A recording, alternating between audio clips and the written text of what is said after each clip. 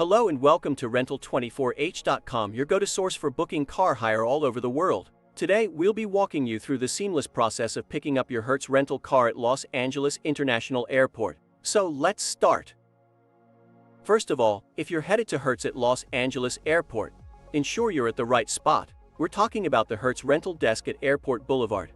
Not to be confused with the Hertz near Clutter's Park on West Imperial Highway, which is exclusively for private suites. It's less than a 30-minute drive to Los Angeles Center.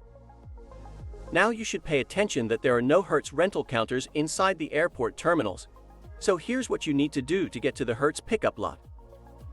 Upon arrival, head outside the airport baggage claim area. And after that, carefully look for the purple bus sign on the center island.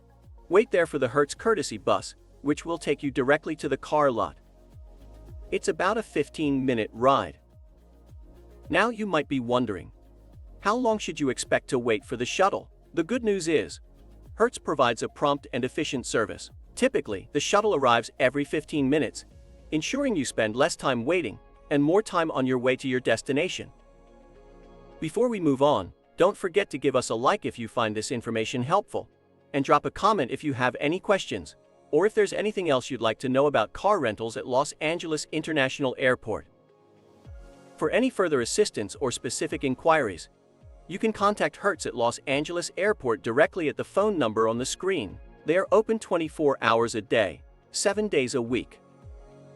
Booking a car from Hertz at Los Angeles Airport is a smooth process. For more travel guides and tips, be sure to check out our other videos. And if you're ready to book your car, follow the link in the description below. See you in the next video.